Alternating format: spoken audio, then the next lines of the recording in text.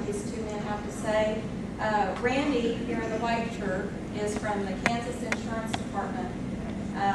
And we work together on some different things, and I have a lot of respect for what he has to say, and I think you will enjoy listening to him. And Darrell, I just actually met tonight, Darrell Elliot with the Department of Aging. But over the phone, we visited about several things, and I think he's just as knowledgeable as well, and will be able to give you some valuable tips. So again, thank you for coming, and I think at the end of the presentation, there will be a period of time that we can have questions. So feel free, this is a great opportunity to ask questions, and then afterwards we do have some refreshments. And I guess Darrell's going to be up first. Okay, I can be first. Good evening, everyone. As she said, I'm Darrell Elliot, and I'm with the Kansas Department on Aging, and I am the project coordinator, the state coordinator for a project called SMP, and I'll explain that to you later. But what I deal with is Medicare fraud, healthcare fraud, and we kind of serve as a clearinghouse for reporting that. And we work very closely with the Insurance Department, the Attorney General's office, and the OIG's office, and another FBI, KDI, all those agencies in terms of investigating the things that get reported to our particular office. Today, I want to start off, the lady said, well, if there are more ladies here, do you do your presentation a little bit different? Well, the answer is yes. I'm going to start off with a little test for everybody today. And we're going to talk about whether or not you would be a victim of identity theft, okay? If you have a pencil and piece of paper, it might be helpful. You can kind of keep score. If not, just keep score in your mind here, okay? Just keep score. I'm going to ask you some questions. You're going to have some points, and we're going to talk about that as we go through this particular test, okay? Maybe not.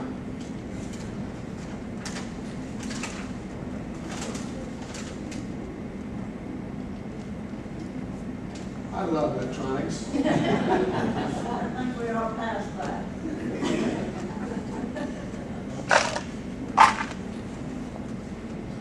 Go back.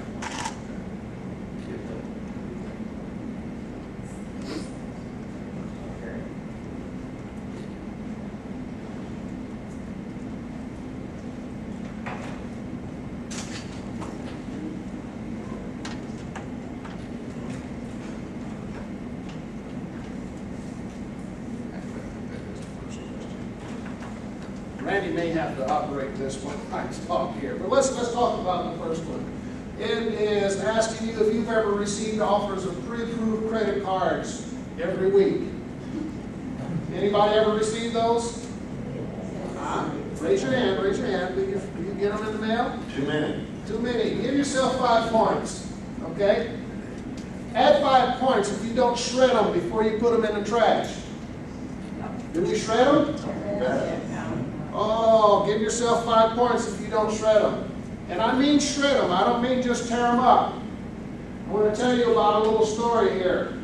I did a presentation in Heston a few weeks ago, and a gentleman told me, well, you know, we don't have the problem you have in the big cities. You know, we don't have those things you call dumpster divers, you know, people that go through your trash. But a little lady stood up and said, you know, just yesterday somebody took my trash.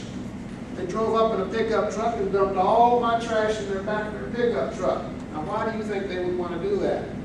Because those pre-approved credit applications are in there. And if they get a hold of that, they've got a pre-approved credit card. Some of them come up with a pretty healthy line of credit. So somebody could be using that. Okay? I think the bank people here. Do you carry your Social Security card in your wallet? I heard somebody say yes. Let me ask you why. Why do you carry your Social Security card in your wallet? You know your Social Security number? You know it? Tell it to me.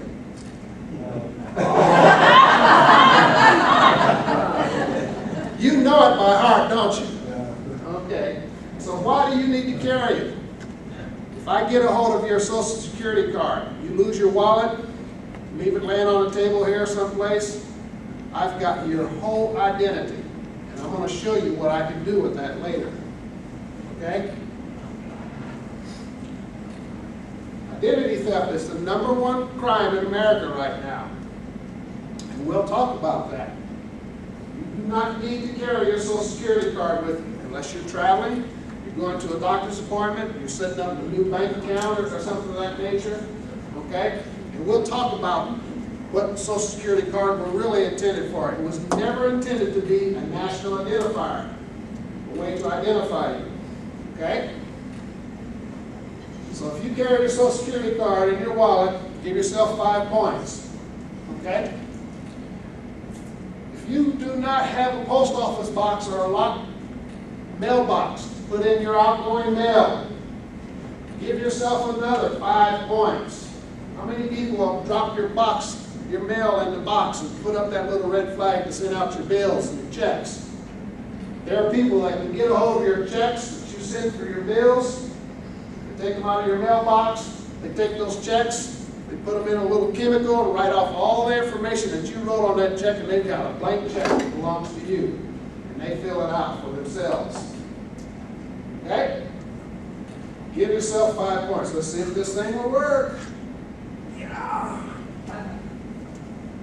If you use an unlocked or open mailbox at your work or in your home to drop off your outgoing mail, give yourself 10 points. Okay? And we just talked about that. If you carry your military ID card in your wallet at all times, or for you ladies, if you carry your husband's or your deceased spouse's ID card in your wallet, give yourself 10 points. For the same reason with the Social Security card and the other things that we talked about. If you don't tear or shred your banking information, your credit information, when you throw it out in the trash, give yourself 10 points. We talked about the dumpster diver earlier. Those guys, even if you just tear it up into little bitty pieces, okay, if you don't shred it, there are guys that will stop, get your trash, take that home, and they spot some credit information in there, they'll put it together. Okay? Now they don't need that, they just need the numbers. A lot of us like to work with jigsaw puzzles. That's what dumpster divers love, the jigsaw puzzles that have credit card information on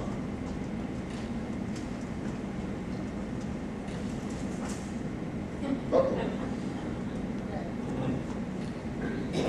If you provide your Social Security number whenever asked, now I'm going to get in trouble with the bank folks here because many of the banks in many large communities will ask you for those last 4 digits of your Social Security number for identification purposes.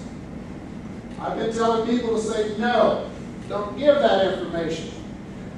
If you have a bank account number, okay, use that information. Now, most of you are in a small town and you know the bankers and everybody, so that may not be a problem here. But in most metropolitan areas, that is a problem.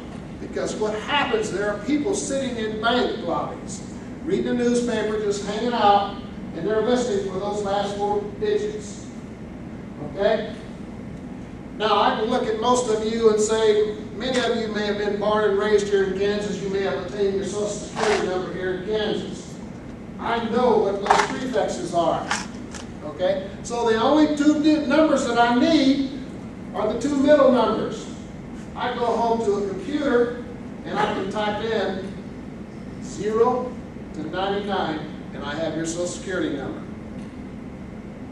Okay? It's that easy. Be aware of who is around you when you give out that information.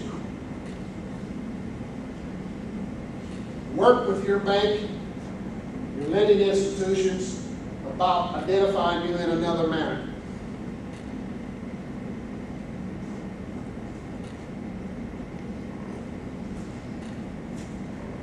If you have, I don't think most of us in this room have to worry about this, but the state of Kansas used to have our Social Security numbers on our ID badge.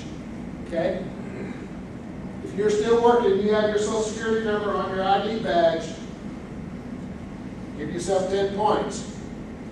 Social Security number on your driver's license? Anybody still have that on your driver's license? Please don't raise your hand. Just give yourself 10 points or 20 points, okay? If you have your Social Security number on your driver's license, please take it off, okay? For the same reason. And then the last one. Who's Who? How many of you ever been to Who's Who's magazine? Nobody here? I remember when I was graduating from college, everybody says, I'm going to get in Who's Who's magazine because I want to be known, I want to be famous. Okay, and when I become famous, I'm already there. That's who identity theft, scammers, that's who they want to target. They go through that book and they say, oh, this guy's got a lot of money, he's got a lot of prestige. Those usually stand out as victims. Okay?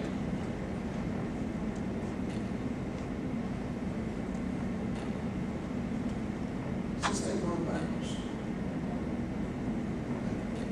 Are you carrying your insurance card in your wallet or your purse or your Social Security number from your spouse or your children? Okay? For the same reason. If you lose it, we have your identity. I have an 8-year-old daughter who is getting credit applications. Okay? So if she's getting that kind of information and somebody gets hold of her Social Security number, they can create an identity with an 8-year-old child's name on it. Okay? Same thing could happen to you. If you've not ordered a credit report in the last 2 years, give yourself another 10 points. Okay? You can get free credit reports. There are 3 of them available. Okay? You can work with a counselor, your bank, or someone, and they can check your credit for free. Okay? There's 3 of them. And I didn't bring that information with me, but you can go online and get that information, get free credit reports. What I suggest that you do, it's kind of a way to check to see what's happening with your credit. And I suggest that you check it, say in February, say in June or July, and then sometime in the fall. You can check it 3 times a year for free. Okay? Or you can pay for it. If you don't believe people will go through your trash looking for credit information. I told you the story in Heston about the individual. She was rural. She lived out in a farm. She happened to be on her porch and her sons were visiting. This guy drove up and her son said, hey, you've got a new trash collector? And she said, oh no, that's not our trash collector. And so the sons got in the car, chased the guy down. She called the sheriff and they caught this guy. He had in his truck credit information from 6 other individuals just from that one day. Okay?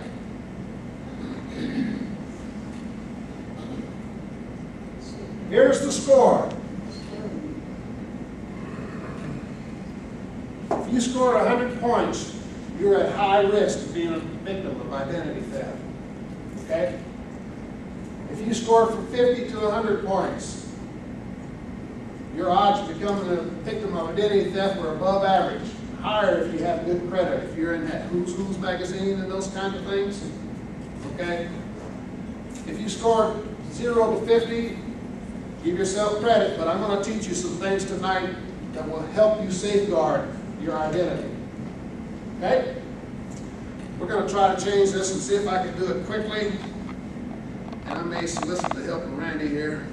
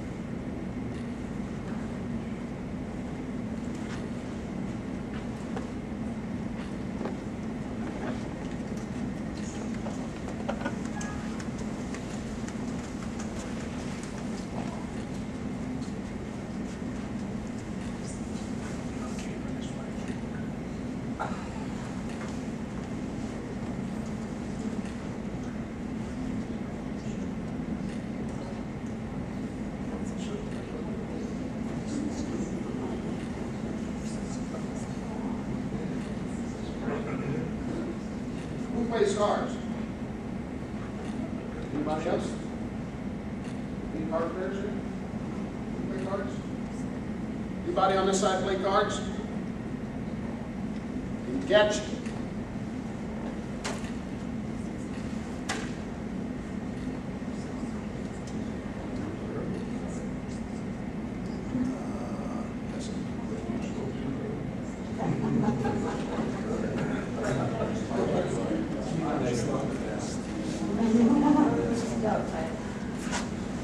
Okay, we're ready to go again. I guess I have to stand here in front of this. As I told you, I am the state coordinator for the SMP project. It used to be called Senior Medicare Patrol. Senior Medicare Patrol was an agency that was born out of the Administration on Aging in 1997. And what happened was that we started out with 5 demonstration projects. They were in the state of New York, Florida, Illinois, Texas, and California. Those states were very high target areas for identity theft and Medicare fraud, and so they started this project then. And it was called Operation Restore Trust. What they wanted to do was to work with the general public and educate them on how to prevent Medicare fraud, report it, and detect it. Okay? It grew. And so the Administration on Aging took it over. And they are funding a project in every state, Guam, Puerto Rico, and the District of Columbia. We are now a national program. This last December, they decided to change their names because some of them were called Operation Restore Trust, some of them were called Senior Medicare Patrols. We in Kansas were called Senior Medicare Patrol. So they decided to change our name to an acronym that doesn't mean anything. It's called SMP, okay? SMP doesn't stand for anything, and we don't understand why. But what we do is deal with Medicare fraud. We help people understand how to protect themselves, how to detect it, how to report it. And that's what I'm going to talk to you about tonight. Right now, we are partnering with a number of agencies here in the state of Kansas. The Insurance Department is one of our prime partners. We are partnering with all social organizations that deal with hard-to-reach populations. We're working with agencies that do investigation. We work with agencies that deal with the Medicare system itself. So we have partnered with all these agencies here in the state of Kansas to help report and detect Medicare and Medicaid fraud. Okay? So when we get a call in our office, I don't do a whole lot of investigating. Okay? That information comes to me, I will give it over to another agency. If it's something that I think I can take care of, I will deal with it right away. Because in some of these cases, time is of essence. Okay? We also do consumer education, and that's what I'm doing with you today. Okay? Trying to educate you. Okay? Then we do consumer assistance, and like I said, there are occasions that I will work with a beneficiary, and I will work with the provider, and we'll get things straightened out. There's a scam here in Kansas called $2.99 scam, and what they try to do is get you to buy prescription drugs for $299, and then if we can work with the bank, we can get those payments stopped. If it's reported soon enough, we can get that recovered, get you out of that program, get you back into the other program. There are other scams that will get you out of what you have in terms of Medicare coverage. And those particular scams are designed to get you out of that, get you into something else that will make that person some money, but won't benefit you, because when you go in to get medical services, they're not available to you anymore. Okay? And we'll talk about that a little bit. As I said, we refer complaints. We refer these complaints to the insurance department if it's insurance related. We refer it to the Attorney General's office if it's Medicaid related. They have a consumer protection division. We also work with the Commerce Department in terms of bank fraud and those kinds of things too. Okay? Then we have a technical assistance. I'm not a very technically orientated individual, as you can see. But what we try to do is we send out statewide alerts. We send this information to all of our partnering agencies so this information gets out statewide. And sometimes you would hear news releases from Sandy Prager's office, which is the insurance commissioner. Sometimes it comes from the Attorney General's office, and sometimes it will come from the Department of Aging. But we work together with those fraud alerts. Okay?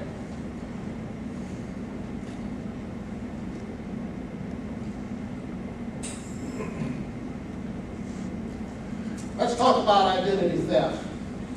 It is the illegal use of using someone else's information, personal information. Their social security number, driver's license, birth certificates, credit card, everything, okay? That's what identity theft is. There's different types of identity theft. That's what we call true identity theft. Okay? What's your name? Oh, she's afraid to tell me. We can tell me your name. She's not going to tell me. $5, I'll tell you. Okay, what's your name? Mine? Yeah. Yogi Bear. Yogi Bear, okay.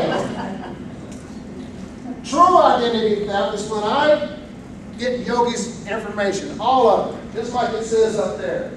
You know, all of his personal information, social security number, that is true identity theft. Okay? I become Yogi Bear. Okay? Thanks, Bertha. It ain't perfect. Okay, and then there's false identity. These are the guys that sit behind the computer and they make up names. They make up social security numbers. They make up all this information. Then they try to take it to the bank or to a security place or use that information. They try to use it for getting employment. Okay? It's false. Nothing's correct about it. And they can get caught very easily if somebody really checks it. Okay? But they'll try it and they'll use it. And then there's a combination where I use Yogi Bear's name, and then I use some of Bertha's name, and then I use some of that false information. Okay? So there's those three types of identity theft. There's financial fraud. Okay? That's committing bank fraud, credit card fraud, retail fraud. We'll try to take over somebody's account. Okay? You try to establish new accounts. You make purchases on someone else's information, okay? Representative fraud, okay? That's where we're trying to conceal something. We're trying to hide something, okay? Trying to conceal bad debt. You know, somebody's been arrested for something. They're trying to get a job. You know, they're trying to do something devious, okay? And then there's program fraud, where they're trying to gain eligibility to different programs, especially government programs. Identity theft. The nature of identity theft is a crime of opportunity. People remain anonymous when they do this because quite frequently it's done behind a computer, and it's traditionally a larger gain than it is from traditional crimes. For example, most bank robberies, the average that you can get from a bank is probably about $3,500. You go in and rob a bank. Plus, they've got a camera watching you, okay? And there's other people in there, and people see you. And then the sheriff's chasing you, okay? Why would you want to rob a bank when you can do identity theft? And I can get from Bertha's account probably about $17,000 to $25,000. Now she says she doesn't have that much money. Is that right? Your line of credit and everything, I can get that much money from you. Believe me. Now you wouldn't want to do that because you don't want to go into debt, but they don't care. It's you that they're targeting. Okay? It's worldwide. Many of the crimes that happen here in Kansas don't originate here in Kansas. The scammers are from Canada. They're from Nigeria. They're in offshore operations. Okay? Some of them happen in some of our larger states and populated states. New York is a high area. Right now, Florida is kind of a concentration, especially when it comes to durable medical equipment type stuff. Florida is a hotbed for that, okay? Most people are caught off guard because they don't know how to protect themselves. But hopefully when you leave here today, you will. It presents a tremendous hardship on our victims, okay? You're denied credit, financial services, sometimes your utility services may get cut off. It may affect your employment. It can affect whether your wages are garnished. Okay? They can withhold pensions, withhold tax refunds. Okay? And it's an inconvenience to the general public. Quite frequently we hear about these scams, and you talk about, you know, people shoplifting and those kinds of things. It has a ripple effect because they got to get their money some way, so they raise their prices. Okay? It costs the government. The government also raises their prices. Of course, there's a lot of commercial loss with identity theft. It's the fastest growing crime in America. It occurs every 79 seconds. And the perception is that it's a very low risk but high profile type crime. And it is right now. It is, like I said, the fastest growing crime in America. You hear about it on the radio, the TV, every aspect of your life. They're talking about protecting your identity. Okay? It is real. It is a fact. It facilitates other crime. Crime rings, organized crimes, use Medicare fraud to finance a lot of their other criminal activity. We have discovered that. And I didn't realize that in working in this business, but we have discovered that. Okay? There's over 1 million victims a year. It happens. The average is 175 hours to clear your name. That's about 3 working weeks. 3 weeks in terms of 8-hour days. Okay? Average loss, and I think I told you this before, was $17,000 per victim compared to robbing the bank. So if I came over here and robbed the local bank, probably what they have on hand is a little more or less than that right there at the teller window. Okay, is that true? Yeah. Don't rob a bank. Okay? $14 billion was estimated for 2006. 80% goes unreported in terms of identity theft. And the prime reason that we've discovered is people are too embarrassed. Okay? Bertha wouldn't give me her name, but she probably wouldn't tell me that somebody scammed her either. Okay? All right? That is the #1 reason that people don't report it. We got to get over that. Because if you report it, especially if you report it as soon as you happen to it, we can recover it. And quite frequently, we can get information tabulated quick enough, we can probably find this person or get out a release so it won't happen to other people. We can recover your funds, restore your services. You've got to report it. Let's talk about the Social Security number. We talked about that in that little test earlier. Social Security card was never intended to be used as a national identifier. Never was. Okay? But we have gotten accustomed to giving that number out almost everywhere we go. It was intended to be used in federal programs for tax identification, posted wages, and federal benefits. That's what it was intended to be used for. Financial transactions. You go to your bank and you open up a new credit card or a new bank account. They will ask you for your Social Security number. But it's not an identifier, so when you walk up there to get your money, okay, you should have another way of identifying yourself, because you don't want the scammers that are sitting in the bank, and I don't feel that happens here if there's somebody sitting in the bank all the time reading the newspaper listening for those numbers. But it happens. It really does. Where am I at? The breeder document. You know what a breeder document is? You ever lose your driver's license? You ever need to replace your driver's license? Social Security number is a breeder document. You can use it to get other documents, birth certificates, any other type of legal document. Social Security number is used for that. It's a breeder document.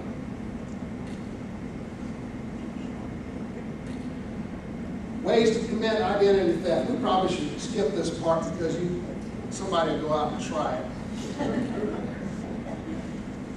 Any computer wizards in here? There are people that use the computer to commit identity theft.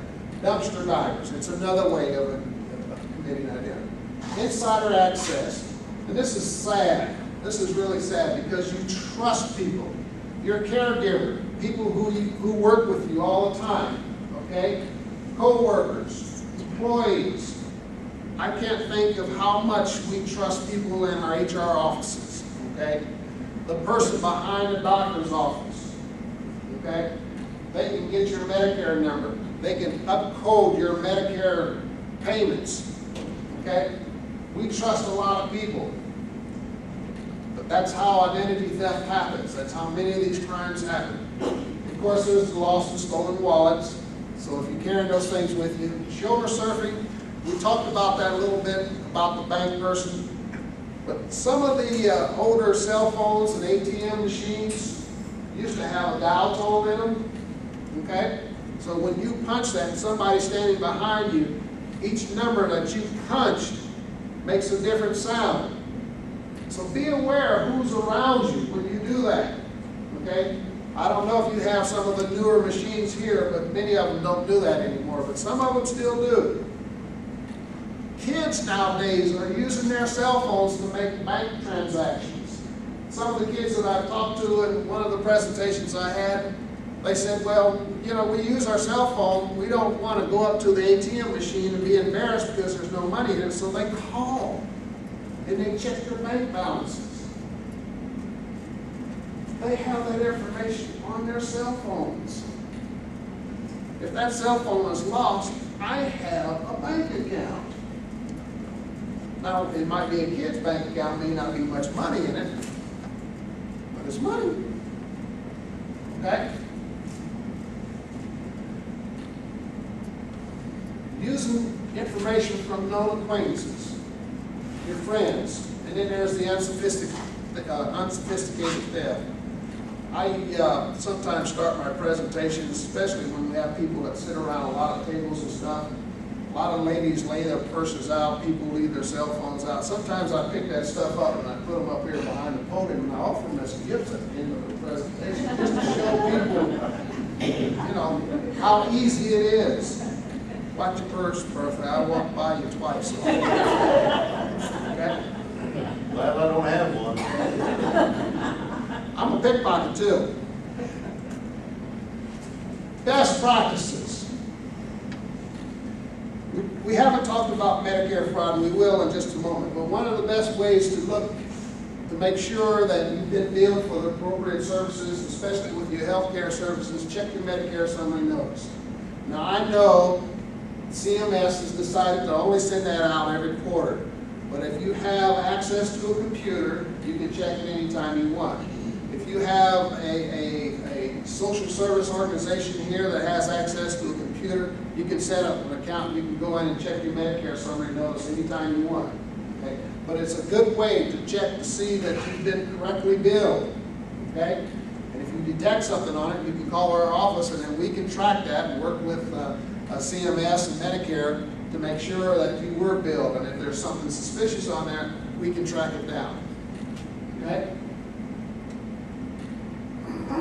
Protecting your Medicare number or any of your identification numbers. This is applicable to any situation. Protect those particular numbers. Don't give them out easily. Okay? We talk about telemarketers. I'm going to talk to you at the end of this presentation about some scams, but most of them are telemarketing type scams. If you suspect something and it's something suspicious, it's too good to be true, tell them you'll call them back. Get a phone number. See if you can get a name. I'll guarantee you, you might get a phone number, you might get a name, but it's not going to be the appropriate or correct name. It'll be a phone number that will go to an answering machine system. And you won't be able to ever talk to a live person. Okay? But if you give us that information, we can use that to track them down. Okay? So get some information. But if you suspect that it's something suspicious, tell them you call them back. Okay? Or just simply say, no, I'm not interested. Hang up. Medicare doesn't give anything free. I don't think they have, don't think they will.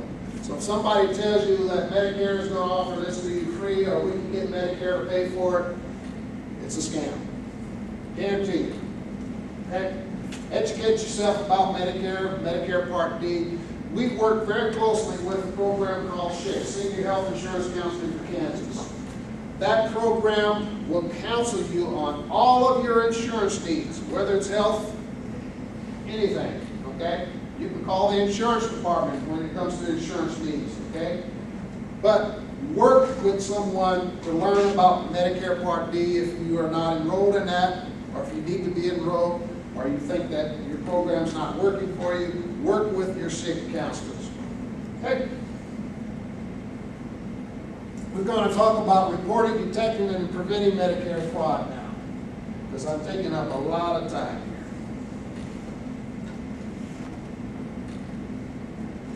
We talked about these things earlier in my presentation, but billing Medicare for services that were never received. When you see that, that is a way for you to say something's wrong here, okay? You got a bill, you never received the services, okay? It could be error, could be a simple mistake, or it could be happening repeatedly, not only to you, but other people, okay? Overcharging for services and equipment. Quite frequently, there might be a mistake on your billing, but sometimes you go in for a physical examination and they may draw blood, and on your bill it says they did a blood transfusion. Well, guess which one gets the most money? The blood transfusion. So if it's a mistake, you know, you can correct it. And some offices do that intentionally. They upcode it. It's called upcoding. So you get medical services and you go in for, you know, the doctor put that thing on your chest and listens. What's that called? Stethoscope. Stethoscope, okay. Well, they put that on there and they listen, okay? You get a bill for an EKG. Guess which one costs the most? Doctors can make money that way. Pharmacy does the same thing. They short you your pills. You're supposed to get a 30-day prescription.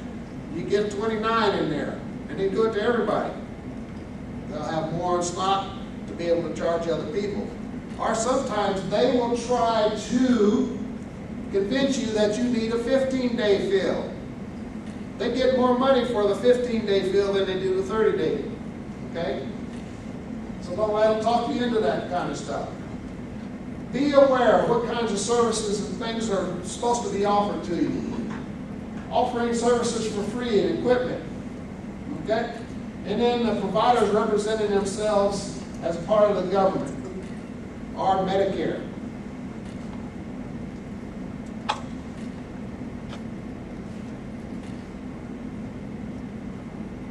Have to hold it just right. One of the most misconceived issues about Medicare healthcare fraud is everybody thinks it's us, the beneficiaries, the people that use the system. Only 8% of beneficiaries and consumers have cheated the government in some kind of way. Most of it has been perpetrated by the prescription benefit manufacturers, the management systems, the prescription drug programs, the practitioners, the providers, pharmacies. Like I said, the consumers are only 8%. There are non-affiliated companies that have cheated the government, and then there's a very small portion of the population here in the United States that have really good knowledge about how to cheat the government. And they do it over and over again. I can't remember this guy's name, but they just caught him a couple of months ago.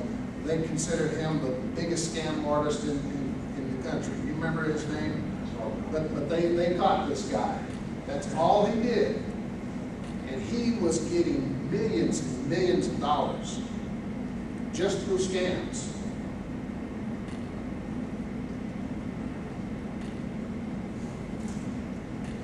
Things to watch out for, things to report: identity theft, forged prescriptions, involuntary and voluntary enrollment from programs and services, okay? Points of sales ads. What this means is that somebody comes to your house, they're offering you something, and they're offering you something that you really don't want, and it's really high pressure, and they're pushing you to buy something. Okay? And quite frequently what they will do is ask you to sign something blank. And then they'll fill in the blanks. Okay? Billing for services that were never rendered.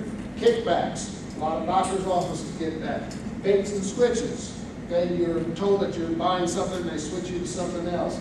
And then there are the telemarketing and scams activities. We've actually covered that.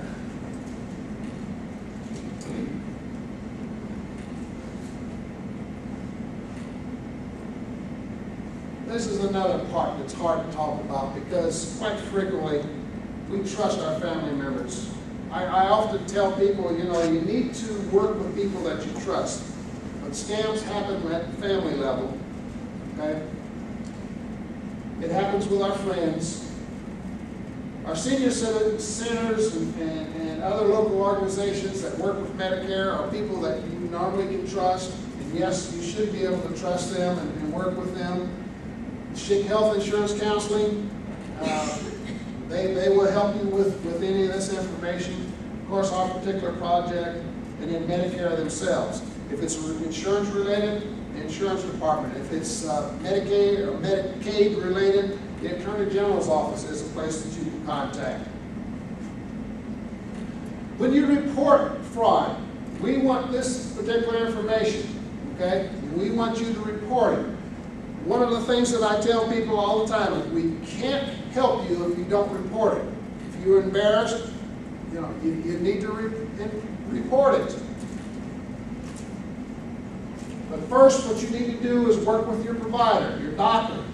Ask them questions. Get it straightened out at that particular level, or whoever your provider happens to be, if it's your pharmacist. Okay?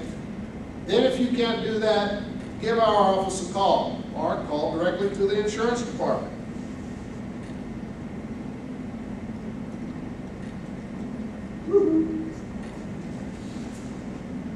When you report to our office, I'm going to ask you for this particular information.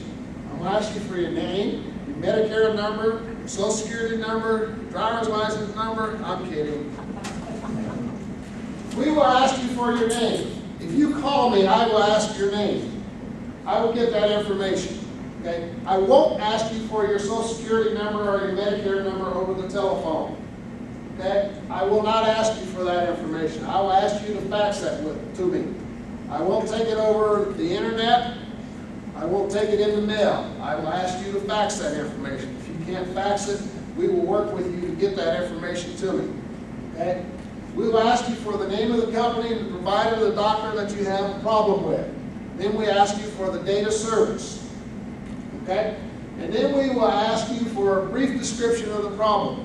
And then I will make a decision on where that information needs to go, whether it needs to go to the FBI, KBI, or insurance department, or whatever. But we'll get the problem taken care of for you.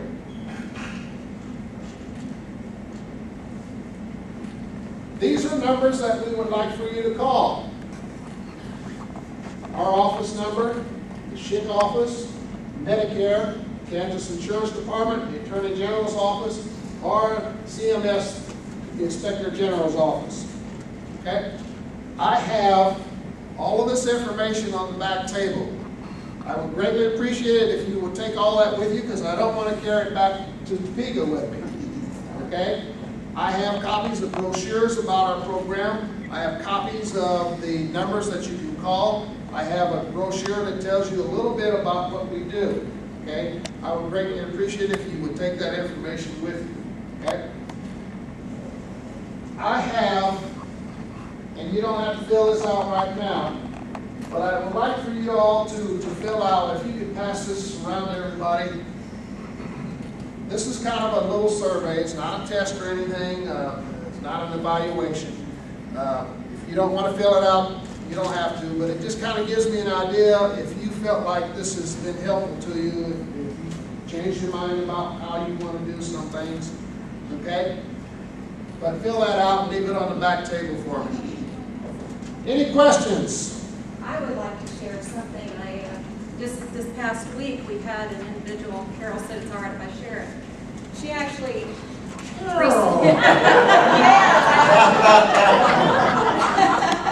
lost my $5. Yeah, sorry about that. She actually had a paycheck that was coming to her at her place of business, and the mailbox is on the outside of the business. And she didn't get it, she didn't get it, she didn't get it. And so she called the company that's supposed to pay her, and they said, oh, we sent that. And so we did some research and found out, yeah, they sent it. Somebody got it out of the mailbox and cashed it. So it happens here. Just wanted you to know. Let me share with you some of the scams that have been taking place in Kansas. We talked about the $2.99 scam. That is in relationship to the Medicare drug prescription coverage. Okay?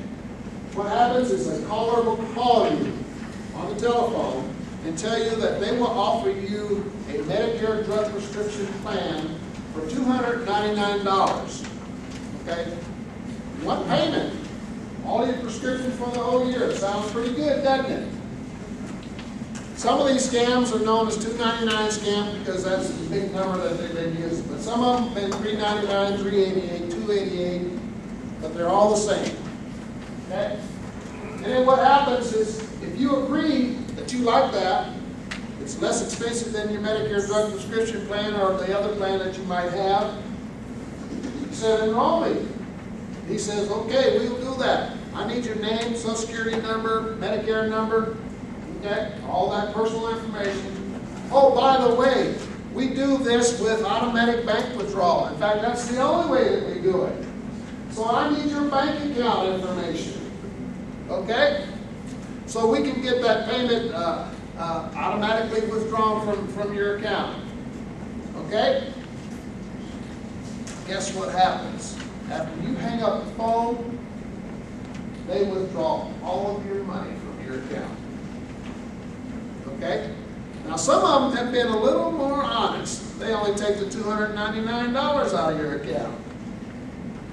But you get no medication. You're not enrolled in a drug prescription plan. You may have called your original drug prescription plan and say, I have a new one, and disenrolled yourself. So you're without medication. So not only are you without medication, you're without your bank account, or some of your money in your bank account. The other scam is with durable medical equipment, and ironically it originated out of Florida. And what this particular scam is that a person calls you and offers you a free diabetic monitor. Okay? They enroll you, get your Medicare number, and then they send you a big box of medical supplies.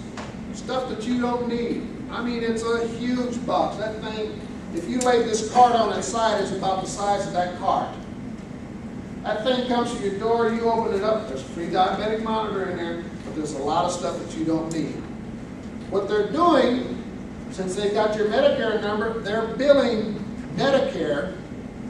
This box costs $875. Okay? You're not stuck with the whole bill, just part of it. They bill Medicare $375. They bill a third-party insurance if you happen to give that information to it or have, they bill them $189 and you're stuck with the balance.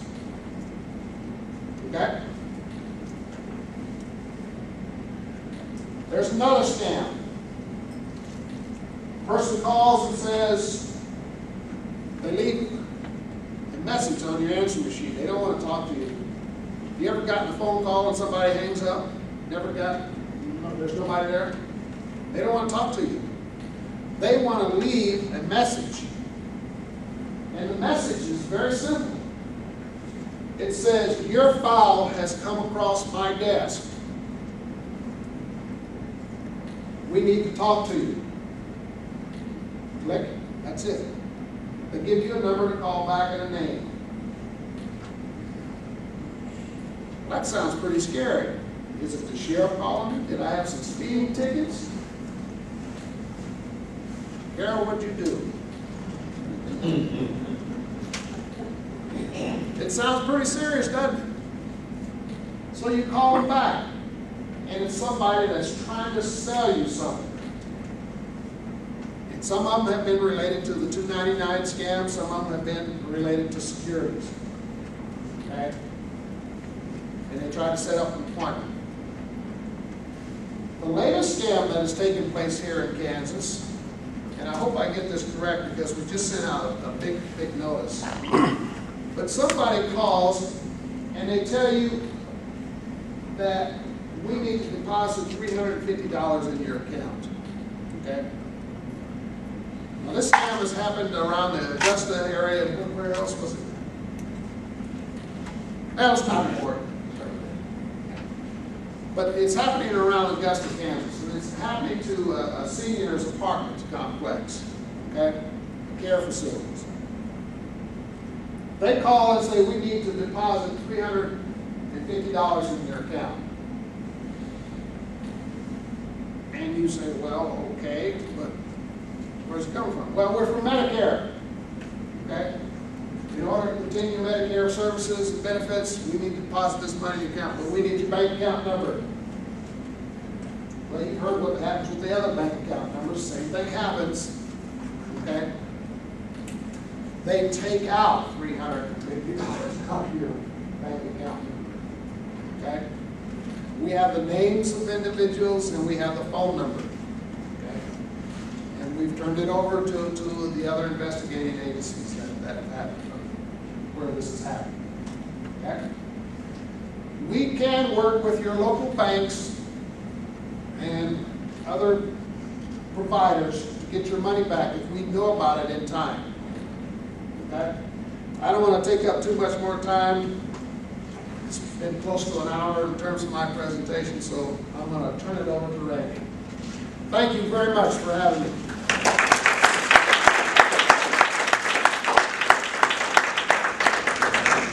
If y'all like to take a break, we have to switch over the computer here for a little bit. We'll go ahead and have treats and drinks now. And